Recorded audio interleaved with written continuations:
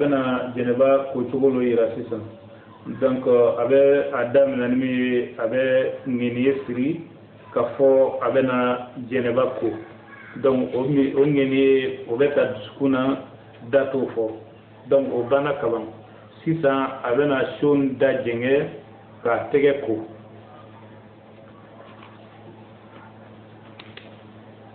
wala abe tegen ko siyan saba wal maka tegen ko fokata nogo fuite tegen natmanamna utma ayre bellala ko jinama ko boga bellala ko fuite mbulu la tuguni utma abe soroka bolo do jila sisa ni bolo ko bana abe atega do son kono jila sisa wa naka bolo do son kono abe nyafero ko wala ina ko ambalu ma ceba kala ci yam nan ka ko ka ge la ko tala saba ko tala da ko tala ka ko ka ge fu i rebe la manamna utmana ko utma yoro bela jenin gela donc no bana abetla kana tegen ko tuguni parce que bolo kera kan nogo ko minke bolo kana tla ka do jila ka jinno abesir ko kana bolo nin ko tuguni fa rebe la ko bolo ngera ina fa nya bala balma ceba kala tuguyam donc na bano la sisan aba commencer ina fo tabe sirji lotala voilà donc naka bolo côté avec sisan ina fo abe sirji beta tuguyam na aba damnati bolo bana kola ibe dako ina fo sirji ta o tuguya donc abena dako sisan dako lini voilà avec dako lino bisika ke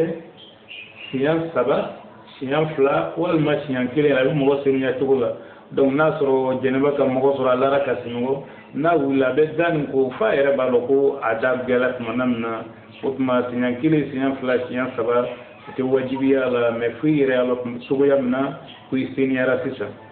donc dabana ko la sisa utma abe jido nuna ka ji bonuna ina fo sirji tabe tuguyamna sinya kile sinya fla sinya saba donc oye sunay alakrat mbaketi sallallahu alayhi wa sallam utma nin ji donanuna ka ji bonuna sinya saba abetlo la sisan ka nyadako ina fo sirji la nyabe ku tuguyamna utma abe nyadako tin rebe la jenimbe ko katanya sam si dana sanfɛ kana duguma o bɛɛ lajɛlen bɛ ko comme min b'ale ni seliji cɛw la o tuma tama yɛrɛ bɛɛ lajɛlen bɛ ko si bungosi bɛ yɔrɔ min na ka ji se f'a duguma yɔrɔw la ka tereke kosɛbɛ donc voilà n'a banna o bɛɛ lajɛlen ko la sisan hali bi a bɛ kɛ i n'a fɔ seliji bɛ cogoya min na donc a bɛ bolo ko sisan voilà a bɛ bolo nin ko sinya saba ina fo abe sirji ta ba kuma sikini bulu la ina fo ba ila tuguya mna donc no bana sinya saba wala wala abe sinya fulana na abe ke sinya saba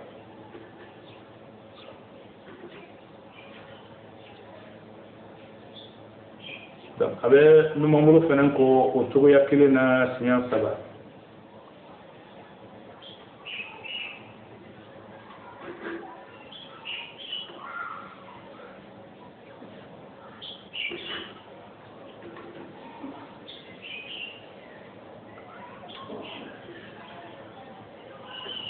na bana wala sisa avec ngolo masusa kata kofe ka asusa kana nyafe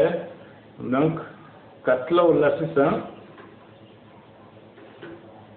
sala oyi sirji tani ni fenka tolo ji bolo do tolo kono ima ya ka jita tolo masusa likama otma oyi sunaye donc akere na fo sirji tala abetla ka abolo faji la sisan ka bon kungolo kan wa ka bo kungolo kan ka kungolo ko ko sele jibe se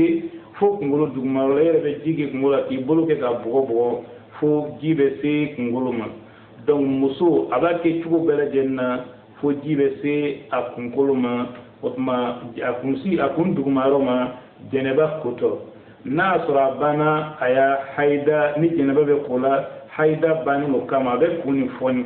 ka kunsigi foni turu kana ka kuna ni aya sura be pola jigili jeri ban lo kama otma kuni be foni otma jeneba ko lo kama ko muso kana mesi do kuna ukana mano ke ka kunsi parce que ni mesi no be kuna jire do tana ji otma jire tisika do duguma rola al no taala tira kan go Allah sallallahu alaihi wasallam ka mesi do kuna otma fin be adama dinya batucia adama den kan ki yoro majjenya la parce que dunia na kono fem bele jente fuye otma kiyama ko janama tirikeli aka duguni nya here bele jente ka kumabo na bana kungo kolati otma abi bolu fadila tuguni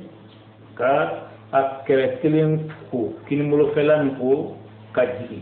kana sefo accemanche rola ngona ko anyama balma cela tugo yamna donc avec kinmulo fe fan be ko kana se ayre chemanchero la voilà donc na banu la sisan abe jita tuguni ka numambolo kinimolo falan ko abise ka ko foka tagbe sinya saba wal manira kal ko saba mi be ba ko katimoka otma dati ko tala jago ya gerle la nyini katla kan numambolo fela faninte na faga kinimolo ke tugayamna ka ko kana se a chemanchero ma ka tiriki ku sebe fu yere balo ka gbela no bana ibi ikono disiro nunku ka jigi wala nyafero nunku donc katla ka se wala no bana sisa ibi ikofero ku ibi jida tugo bela jenna otma fo jibe farkolo yoro be soro ibi debure tugo bela bolo bisika yoro soro bolo ba soro ka tiriki yere be lala sisa ko jika yoro bela jenni soro na bana wala sisan alkaye donc avec kinmolo seni ko sisa kata a chemanchero la ka jigi fo sena wala kata a chemanchero la ka jigi fo sena wala munu tun kura adaboto mais comme sans la dini mena jiga kan avec canon donc ka kotuguni kata chemanche na kuli tun lola yoromna ka jigi kana sefo senguru jonna duguma donc avec cela quand nous voulons faire la penenketi ina ko kinimbolo kera tuguyamna yoro mune kurumaro yi singuru kofero bolo nongo kuru yoro mune yoro duguni donc olube triki fiire betala ko nogotwi donc nini bela jenim bana avec kinimbolo sen tabarako ala kinimbolo sen wala abo ko sisan wala serji lo be fanga basika dabora serji talola kana sen serji lo mata otma sen serji lo betala sisan idan na to be nyagon do kono nyagen nunu ngon lo jim mesilsilay kutoni o kama lon mbo ba kanu ki bo iya place premierna kay ele manyiga fan wala fe otma kata sirji la ban wero donc ni poli kerata ka ban ibi jija poli keto ni bolu kana se nya fero matuni ni chelo mu kama ni bolu tra nya fero ma jene ba koli ma tian mais sirji min taraye ni sirji min tiana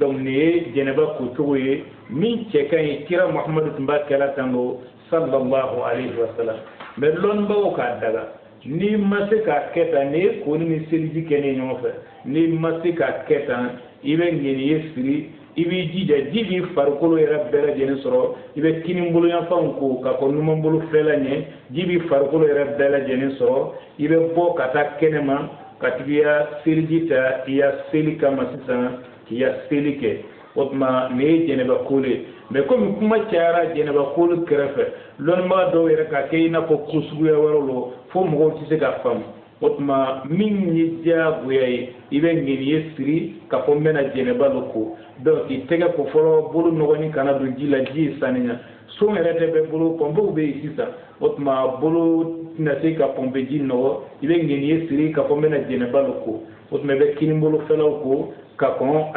numambolo felaw nye otma jibe farkolo ro bela jeni so abe siriki ka be otma be bokan ya sirgi ta kenema ni akutugo ni nyalaminima